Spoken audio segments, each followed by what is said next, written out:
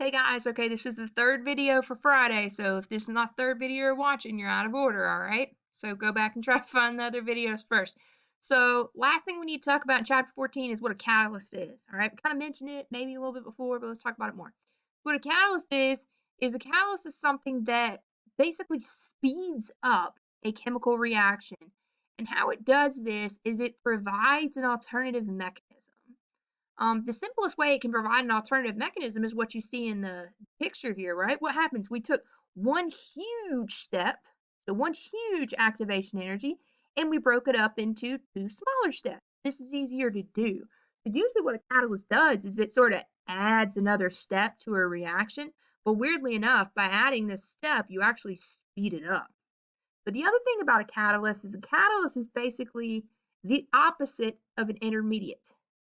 An intermediate only appears in the middle, right? It's created and consumed in the middle, so it doesn't appear in the overall balanced chemical equation. A catalyst does appear in the overall balanced chemical equation. It is something you start with, you lose it in the middle, but then you gain it back in the end. So let's take a look. We started with hydrogen peroxide, H2O2. We did not end with H2O2. So that can't be a catalyst. And we have it in the middle, right? So definitely not a catalyst. But look at this Br minus. We started with 2 moles of Br minus. We lost it in the middle, but then we have it back in the end. That's a catalyst. What about the 2 moles of protons, H plus ions? Started with them, lost them in the middle, gained them back in the end. So the H plus ion is also a catalyst in this. Can you identify what the intermediate of this reaction is? It will be the thing that only appears in the middle, which is kind of a little harder to tell, but Br2 is the only thing that only appears in the middle. So that is the intermediate in this process. So catalysts, we classify them by their phase a lot of times. So we say that the catalyst can be homogeneous or heterogeneous. So if the catalyst is in the same physical state as the things that it's reacting with, then we would say it's a homogeneous catalyst. So if your reactant molecules are gases, then the homogeneous catalyst would have to also be a gas. But there are times where we use heterogeneous catalysts as well. So in this case, the catalyst is a solid, see how closely it's packed? And then the reactants and products are gases. So we're in different phases than our molecules. And this can be helpful because think about it this way. So you guys are at home and you may have little siblings running around driving you crazy, right? If you yell at them as they're running by, does that really do anything? No, right? They're still gonna just keep being little sociopaths, right? You have to like grab them by the hand. Don't be like forceful and hurt your siblings. That's not what I'm telling you to do. But you have to actually stop them long enough to get their attention to ask them to stop, right? So that's how a heterogeneous catalyst can work, right? So you've got all these gas molecules, they're just flying all over like just flying around the room, just bouncing off the walls, like super high energy, and you're like, whoa, you need to chill out. So the first thing that you can do if you use a heterogeneous catalyst like a solid is you can adsorb them to the surface, which basically means they get stuck to the surface.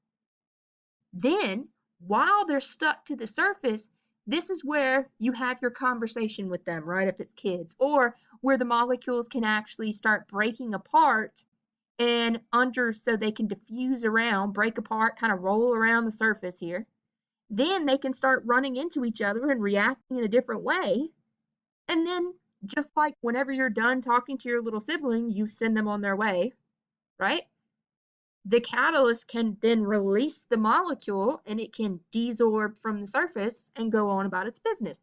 And in this case, we went from ethene, which has a double bond between the carbons, so each carbon only has 2 hydrogens on it, to ethane, where now it's a single bond and each carbon has 3 hydrogens on it. So this is a different molecule, right? What's another example of catalysts? Well, if you've taken biology, you have learned about enzymes. And what are enzymes? They are just big, stinking catalysts, right? That's what they are. That's what an enzyme is. It's a huge, big old protein molecule that has a massive, massive molecular weight. And these things catalyze all different types of biological reactions, especially a lot of things that happen in the human body, right? But how how an enzyme works is it works through the lock and key model, right? I'm assuming that you're kind of familiar with this, but I will talk you through it a little bit. All right, so our lock then is our enzyme. Our enzyme is our lock. It's our huge protein that is going to catalyze this reaction. And this lock is perfectly made for our substrate, which is our molecule on which we're trying to perform some chemistry. And this enzyme has what we call an active site. And the active site is essentially where the key is going to enter the lock, right? And notice that they are perfectly made for each other. Perfectly made. So then they fit together and they make this beautiful enzyme substrate complex. And while the substrate is being held to the enzyme, it can allow the substrate to perform chemistry like breaking apart into two pieces, and then these are released. So this is similar to what you saw with the heterogeneous catalysis on the previous page. It's basically the idea is to hold things in place. The enzyme almost acts as kind of like an anchor to calm everything down, to hold things in place long enough to where the chemistry that we want to happen can happen. Okay? So this is it for chapter 14.